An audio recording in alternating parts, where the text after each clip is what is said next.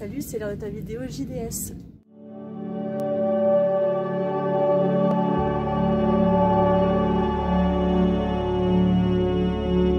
J'ai préparé pour toi en fait une façon facile et rapide, efficace de créer ta première chorégraphie ou ta chorégraphie.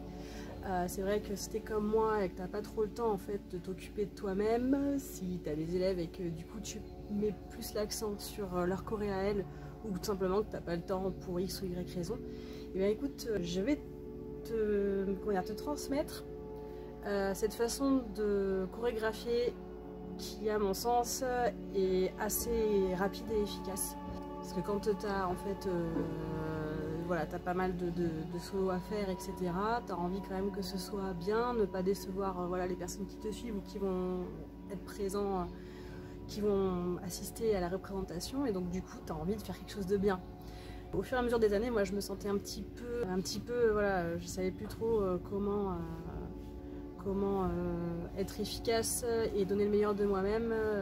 Je me sentais un petit peu en dessous, où j'avais pas forcément le temps, en tout cas les méthodes que je faisais n'étaient pas forcément les bonnes, et au fur et à mesure avec pas mal d'aide aussi, quand j'ai été formée ou quand je me suis formée avec d'autres personnes, j'ai fait ma propre petite technique, et donc je vais te la divulguer.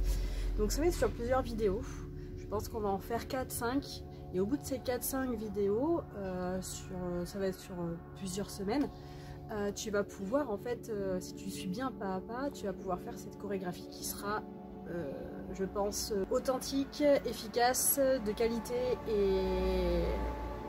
et pas, voilà, pas avec une grosse dose de galère en prime.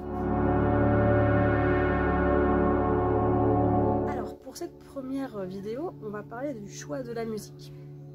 Alors le choix de la musique, c'est hyper important parce qu'il faut que ce soit une musique pour la technique de création que je vais te partager. Il faut que ce soit une musique que tu connaisses vraiment sur le bout des doigts, que tu en connaisses vraiment tous les rouages, ou tu prends une musique que tu connais, que tu adores, etc., mais que tu connais vraiment très bien, donc depuis des années, voilà, ou alors tu cherches une musique, et dans ces cas-là, le processus de création sera un petit peu différent, dans le sens où tu vas devoir écouter plusieurs fois cette musique jusqu'à ce que tu en connaisses vraiment toutes les subtilités.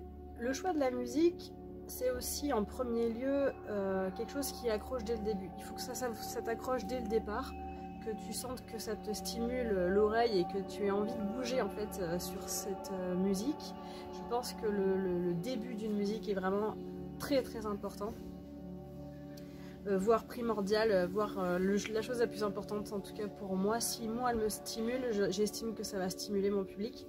Donc il faut vraiment que ça bouge en toi, que ça te réveille des choses. Ensuite, ça va être la fin de la musique. Il faut qu'elle soit comme tu as envie qu'elle soit, c'est-à-dire percutante ou douce, ou voilà, quelque chose qui t'inspire, qui te parle. Le début et la fin de la musique sont vraiment très très importantes. Le milieu finalement, c'est moins important. C'est important, mais moins, à mon sens. Donc choisis bien une musique qui te stimule, et j'ai envie de dire une musique qui te stimule à chaque fois que tu l'écoutes. Parce qu'il y a des musiques qui vont, tu sais, qui vont nous plaire sur le moment, et en fait au bout de quelques années ou quelques semaines, ben en fait on voit plus trop l'intérêt. Choisis cette musique que tu écoutes depuis des années, des mois voire des années, et qui te stimule toujours autant, qui te fait bouger, que ce soit une musique triste, gaie, un charqui, une fusion, peu importe. Choisis vraiment cette musique là qui va réveiller des choses en toi. C'est très important pour la suite du processus de création.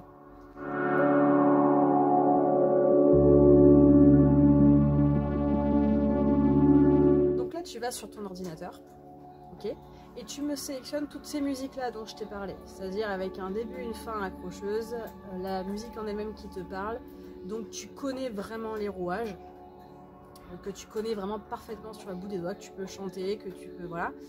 Et tu mets dans ton dossier, donc nouvelle chorégraphie, tu mets dans ton dossier toutes ces musiques là. Donc tu te fais voilà, une session comme ça sur une première journée par exemple. Faut pas me faire tout en même temps non plus, c'est important de bien séquencer les choses. et tu vas mettre toutes ces musiques-là. Donc tu auras pas mal de musique d'un coup. Ensuite, ça va être plutôt dans le détail qu'on va chercher. Donc comme je t'expliquais, tu vas essayer de chercher une musique qui te donne envie de parler. C'est-à-dire avec laquelle, si tu veux, tu vas avoir limite des images qui vont apparaître quand tu vas l'écouter, ou des couleurs, ou des choses très limite palpables, des choses très limite presque matérielles, que tu vas pouvoir presque toucher tellement c'est très textualisant. Ces musiques-là, donc tu recrées un autre dossier dans ce dossier-là pour réaffiner ta recherche. Et toutes ces musiques qui sont très physiques limite pour toi, hop, tu les mets dans ce dossier. Et on arrive au troisième tri, où là ça va être plus sélectif. Tu vas faire confiance à ton instinct et tu vas tout simplement réécouter ces 3 musiques, et dans l'eau il y en a une des 3 où tu vas te dire celle-là plus que les autres quand même. Donc dans la logique tu en auras 3, 4 dans ce dossier là, dans ce dernier dossier, et tu vas avoir la musique. À partir du moment où tu as choisi cette musique, c'est fini.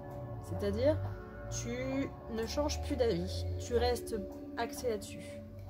Parce que comme tout être humain qui se respecte, nous avons tendance à ne plus aimer ce que l'on a déjà, ou ce qu'on a commencé de faire, quand on a du mal à aller au bout des choses. Donc tout ça, il faut le comprendre. En tant qu'être humain, nous sommes extrêmement compliqués. Et donc, ça va gâcher un petit peu ton efficacité si tu changes sans arrêt d'axe, d'accord? Et donc, tu auras finalement trouvé ta musique. Cette musique-là, si tu la connais depuis des années, tu ne la réécoutes pas en entière, c'est très important. Tu ne la réécoutes pas pour l'instant en entière, dans son intégralité. Si tu la connais vraiment parfaitement, tu passes tout de suite à la deuxième vidéo. Tu ne l'écoutes pas en entière, surtout pas. Par contre, en revanche, si tu ne connais pas vraiment cette musique par cœur, si tu connais pas sa structure vraiment de manière instinctive, tu vas te poser dans ton canapé, tu ne bouges pas, tu ne danses pas.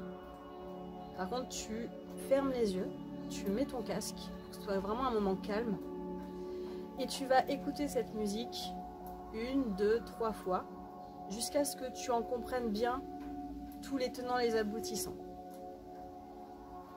Et une fois que tu auras fait ce travail-là, eh bien, je te donne rendez-vous dans la prochaine vidéo pour savoir la suite du processus de création.